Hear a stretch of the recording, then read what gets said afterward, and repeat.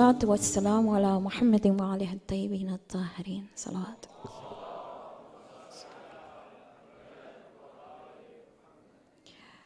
Scholars, my husband, brothers and sisters in Islam, Assalamu alaikum wa rahmatullahi wa barakatuh. So at the outset, I'm not a scholar. And Sayyid Muhammad Kazmini, in no particular order, I am simply a Khoja, Shia, Ithna Ashari Muslim mother of 5 awesome children, and a grandmother of 4 who is besotted with the Quran and in love with Abu Abdullah al-Hussein. That's who I am. My first memories in life are waking up to the sight of the highest mountain in Africa, Mount Kilimanjaro, and my father reciting the adhan from the local mosque.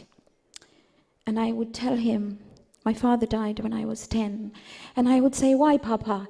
Why do you declare your faith so early in the morning? And he would say, because my child, you have to wear your heart on your sleeve. Where is my heart? I would ask him. He was a successful businessman who traveled the world. I learned from him that my heart was in the community. Whenever he returned from journeys abroad, I saw the enthusiasm, he would talk about new gadgets, new carpeting, new sound system for the Husseiniya that he had designed and built. It definitely came before our home.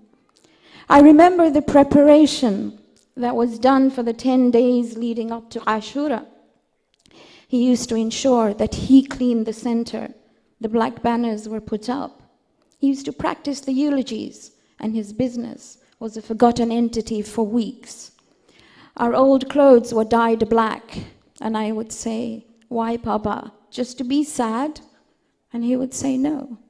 It's about being free like Abu al-Ahrar, being Husseinis, finding your homeland in the heart of Hussein, about being owned by no one and no country, being the best, that which God ordained you to be.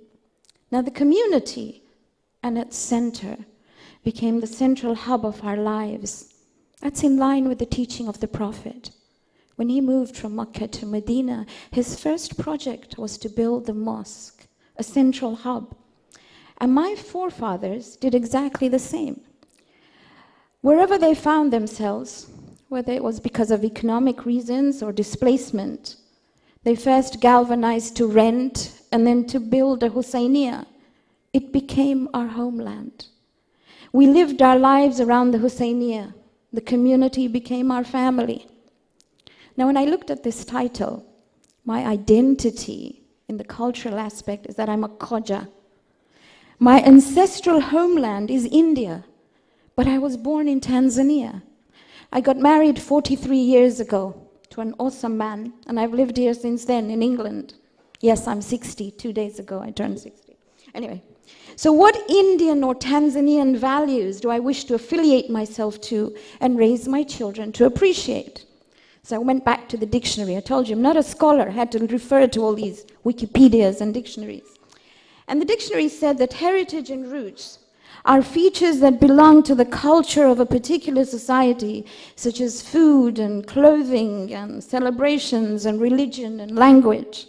The shared values, customs, and historic characteristics of a culture shape the way in which I think and behave and I view the world, and Zara put it so well.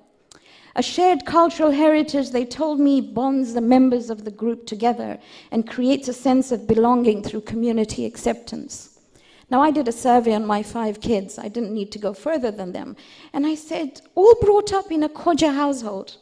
I said, what are your favorite foods? One said anchovies. The second said sushi. The third said Thai. The fourth was wise. He said, Mama, whatever you cook is my favorite. The fifth one said, Mama, depends on my mood. So that was out of the window. Clothing, that's another debate. And that's purely religious, and I won't go there. Language, it's important to keep your language alive. Again, my children struggle.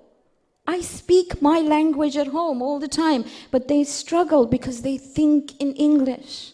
In fact, the youngest one tells me, Mama, don't speak in the other language. I still do. So I focus on them learning the language of the divine book. So in heritage and roots that I wish to instill in my children of a homeland is a sense of belonging to the Husseini community. That is, I believe, true heritage and roots, the culture of Hussein. To create a homeland in whatever country we find ourselves. Step into any center and you have come to the home of Hussein. Now I'd like to answer the question that I was given. How do we raise our children with the belonging to their homeland and appreciation of their heritage and roots? I will rephrase it. How do we get our children to love the community, to be part of the Husseini community? The example has to be set by our actions. We have to have pride in the community by defending, promoting, and engaging with it. Children learn through imitation. And you know what? You have a committed audience until they're about 12. Use it. Start young. We need to stop giving contradictory messages.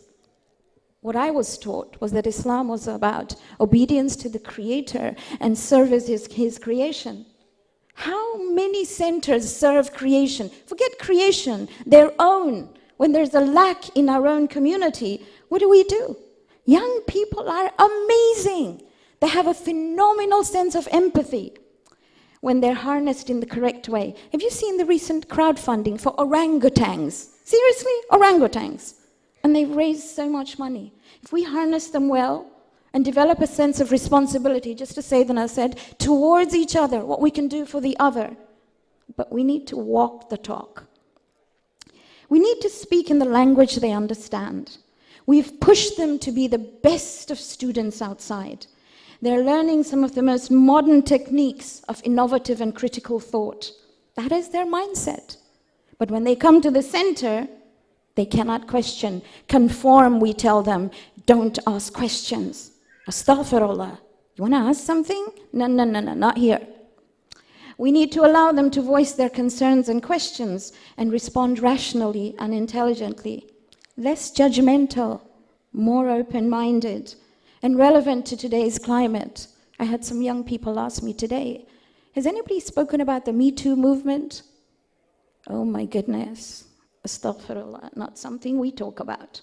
We have to be more inclusive. We cannot promote our traditions above our values.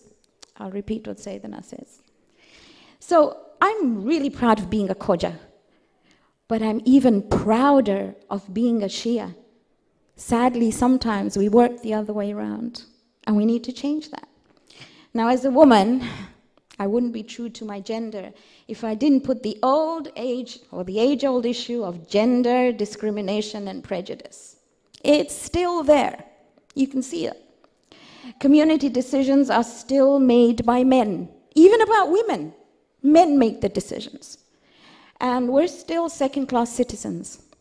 I told you I turned 60 this week. For the last 45 years of my life, I have fought this. And believe me, there's a Khoja sitting here. In this community, it's hard work. Okay. The mimbar, the pulpit, it must cater for future generations, not those of us who sit against the wall. We're converted, we're good. But we need to look at those, the future generation. Let's look at simple things, Salah, Qur'an, and the Ahlul Bayt. I've been listening to majalis for the last 61 years, 9 months in my mother's womb. And when it comes to the wiladat or the wafat of a ma'soom, the scholars go on a tangent about something they learned at the Islamic college the week before. Why can't you talk about the personality in question? Let's look at the Qur'an. As Khojas, in Gujarati, we pare. Do you know what that means? Read and read and read and read and read. Have you done Amal of Dawood? I have. I do it at the center. I actually recite it. And God forbid if you try and explain something, you can't interrupt. You just have to recite. You need to teach us. That's what scholars are for. Salah, we don't understand it. Teach us. Use the opportunity, especially the younger generation. We need to enter their hearts and minds to teach them the beauty of connections to God.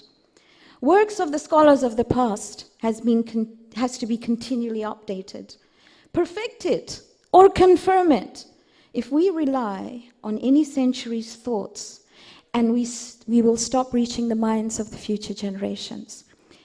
Problem is, anybody who has the courage to confront this is accused of tearing the fabric of the society, and they're vilified.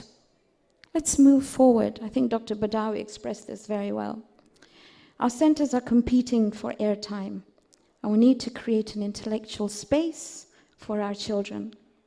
So finally, we're trying to find a way to give our children identity and a homeland. And it's a start to get so many smart people in one room to get together and discuss it in Manchester. But then what? Is there going to be a follow-up? Are we going to go congratulate ourselves and say, mashallah, we did so well, we had so many speakers, we were on Ummulbanin TV? Or are we going to engage? Or are we going to knock on the doors of every community and say, what are you doing to change? What are you doing to maintain this identity and the Husseini homeland? I don't know. I believe each of one has to have a mission statement at the forefront when it comes to raising our children. And I believe that's the end goal. A lifetime project to raise them as those who will reach their full potential. So when the angel of death comes to you, me, or them, we can say, thank you for life. I obeyed my Creator. I served His creation to the best of my ability by being part of the Husseini homeland, but I left the world a better place than the one in which I was born into. Jazakumullah khair for listening. Assalamu alaikum wa rahmatullahi.